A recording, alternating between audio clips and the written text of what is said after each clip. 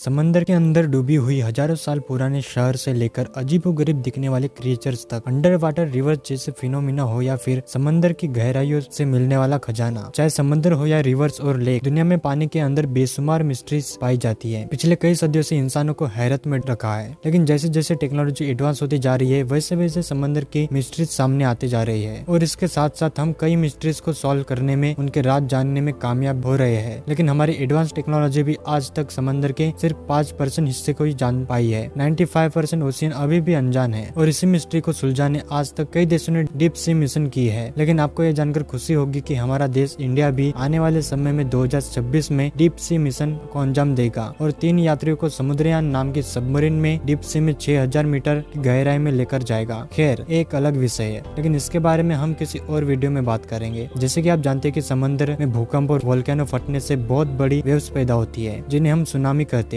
जो बड़ी तेजी से जमीन पर पूरे के पूरे शहर को अपनी लपेट में ले लेती है। टोंगा के कैपिटल नुकुआलोफा के तट से 65 किलोमीटर की दूरी पर एक अंडर वाटर वोल्केनो है, जिसको टोंगा वोल्केनो कहा जाता है। जनवरी 2022 में ये वोल्केनो फटने से एक भयंकर सुनामी ने जन्म लिया था, जो करीब 20 मिनट के अंदर अंदर बीच तक पहुंच गया और इसकी पावर इतनी ज्यादा थी कि 2000 किलोमीटर दूर न्यूजीलैंड में भी इसको महसूस किया गया। टोंगा वोल्केनो को बेहतर तरह से एनालाइज करने के लिए सैटेलाइट फुटेज को देखा गया, तो एक्सपर्ट ये देखकर हैरान हो गए कि इस वोल्केनो की पावर हिरोशिमा पर गिरने वाले आइटम बम से भी 100 गुना ज्यादा थी। ये तो रहा अंडर वाटर फटने वाले वोल्केनो के बारे में, लेकिन हाल ही में समंदर में और भी कई स्ट्रेंज फिनोमिना और क्रिएचर्स देखे गए हैं, जो शायद सुनामी की तरह डेंजरस तो नहीं, लेकिन सबको हैरानी में डालने के लिए इन्होंने भी कोई कसर नहीं छोड़ी है। तो चलिए शुरू करते हैं। नंबर 8, समंदर की गहराइयों में हजारों नहीं बल्कि लाखों डूब जाने वाली शिप्स का मलबा मौजूद है। इनमें से ज्यादातर हम आज तक नहीं ढूंढ पाए, लेकिन उनकी गहराई इतनी ज्यादा है जहाँ इंसानों का पहुंचना पॉसिबल ही नहीं है। लेकिन समय के चलते नई डाइविंग टेक्नोलॉजी की वजह से हम ज्यादा से ज्यादा शिप्स रेक्स को ढूंढने में कामयाब होते जा रहे हैं। साल 1901 में ग्रीस के एक आइलैंड एंटीथेरा के करीब डीप सी डाइवर्स को एक शिप का मलबा मिला। इस मलबे से उनको जो कुछ मिला, उस मलबे ने ह्यूमन हिस्ट्री के कॉन्सेप्ट को बदल कर रख दिया। शिप में एक बक्सा मौजूद था जिसमें मार्बल के कुछ स्टैचू वेसेस थे, यानी कुलदान, और साथ ही ज्वेलरी, एशियंट कॉइन्स और एक जंग लगा मेटल का टुकड़ा भी मिला। बाकी सब चीजें तो समझ में आ रही थी, लेकिन मेटल का ये अनोखा टुकड़ा काफी अजीब लग रहा था। जब इस पर रिसर्च की गई तो एक एक कर सारी हकीकत सामने आने लगी। शिप रेक में मौजूद स्टैचू और कई जगह पर राइटिंग देखकर अंदाजा लगाया गया कि ये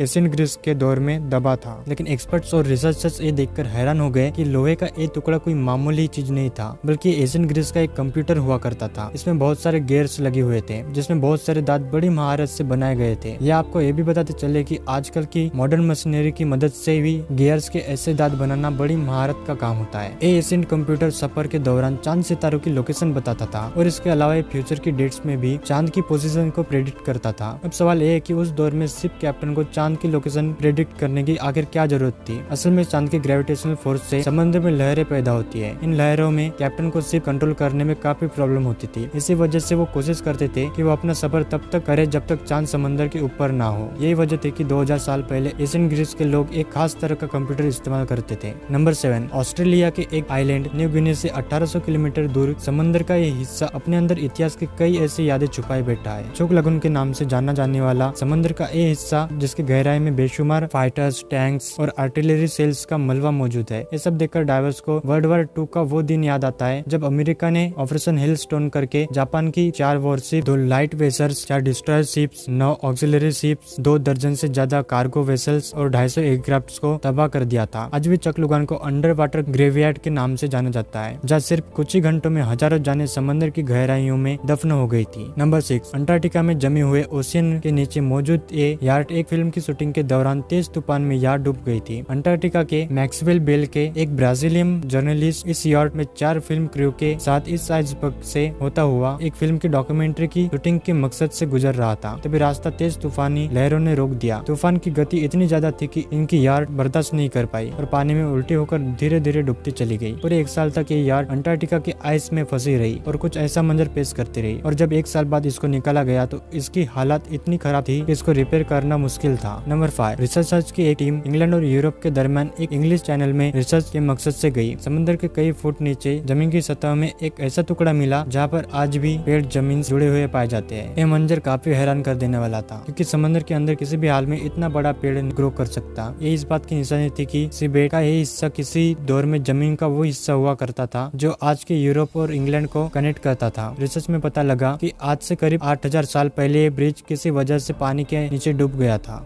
नंबर 4, मेक्सिको के युकाटन पेनिसुला में एक नेचुरल वाटर रिजर्व है जिसको सिनोटो एंजेलिटा कहा जाता है। इसकी खास बात यह है कि इसके पानी के अंदर जाती 55 मीटर गहराई के बाद एक रिवर मौजूद है जो पानी के अंदर ही बहती है। दिलकश नजारा देखने के लिए कई डाइवर्स यहाँ आते हैं क्योंकि पानी के अंदर ही किसी दरिया का बहना देखना और एक्सपीरियंस करना काफी मजेदार और दिलचस्प लगता है। लेकिन सवाल यह है कि आखिर ये मुमकिन कैसे है। ओशन एक्सपर्ट का मानना है कि बेसिकली ये लाइमस्टोन की केव है जिसमें ओशन का पानी जमीन में अंदर ही अंदर से होकर आता है। ओशन का साल्ट वाटर जो कि हैवी होता है, इसी वजह से एक केव में मौजूद फ्रेश वाटर से मिक्स नहीं होता और वजनी होने की वजह से केव के बॉटम में ही रहता है। हाइड्रोजन सल्फेट का ये बादल पानी के अंदर एक रिवर बहने जैसा इफेक्ट देता है। नंबर 3, बहामास में मौजूद सतह समंदर से सिर्फ 6 मीटर की गहराई पर गोल पत्थरों से बना एक रास्ता दिखाई पड़ता है। जो कहा जाता है कि ये रास्ता कहा जाता है वो आज भी किसी को पता नहीं है। बेमिनी आइलैंड के करीब समंदर में एक मलबा रास्ता बेमिनी नाम से जाना जाता है। जब पहली बार 1930 में ये रास्ता डिस्कवर किया गया तो इसको लेकर कई थ्योरी सामने आने लगी। कुछ लोगों का मानना था कि ये एक नेचुरल रॉक फॉर्मेशन है, जबकि दूसरों का मानना था कि एंशिएंट इजिप्शियन के किंग ने अंडर वाटर अटलांटिक सिटी में जाने के लिए बनाया था। बस यही वजह है कि इस रॉक फॉर्मेशन या बेमिनी रोड काफी पॉपुलर है। नंबर 2, मिशिगन के हिरन लेक के बॉटम में पत्थरों से बना एक ऐसा स्ट्रक्चर मौजूद है जो फिलहाल तो डिसेंबल हो गया है, लेकिन एक एक्सपर्ट का मानना यह है कि जब अच्छी कंडीशन में होता था तब ये ब्रिटिश स्टोनेज के जैसा दिखता होगा। 120 फीट की गहराई में पाए जाने वाले 9000 साल पुरानी इस स्टोन स्ट्रक्चर के बारे में एक्सपर्ट का एक ख्याल है कि पहले ये पानी के अंदर नहीं होता था और एशियंट हंटर हजारों साल पहले एक खास जानवर पकड़ने के लिए इस्तेमाल किया करते थे। ये मिस्ट्री स्टोनेज एक झलक दिखाती है कैसे एशियंट ह्यूमंस अपना पेट पाला करते थे। नंबर 1, दुनिया के कई सी फ्रंट्स पर रात के वक्त पानी में इस तरह के ब्लू लाइट दिखी जाती है जिसको बायोल्यूमिनेसेंस कहा जाता है। ये लाइट दिखने में तो काफी खूबसूरत व्यू देती है, लेकिन हकीकत में यह है कि ये लाइट पानी में मौजूद बैक्टीरिया अपनी बॉडी से एमिट करते हैं। समुद्री दुनिया में कई क्रीचर्स ऐसे हैं जो अपने जिस्म से केमिकल रिएक्शन की वजह से लाइट प्रोड्यूस करते हैं। ये लाइट इतनी धीमी होती है अंधेरे में इसको देखा जा सकता है। एक्सपर्ट का मानना है कि लाइट प्रोड्यूस करने वाले बैक्टीरिया इंसान और आसपास की मछलियों को नुकसान भी पहुंचा सकती है। फैक्ट्रीजर का एपिसोड कैसा लगा कमेंट्स में जरूर बताएं और वीडियो को लाइक करना ना भूलें। मिलते हैं किसी अगली वीडियो में, तब तक के लिए अलविदा, जय हिंद।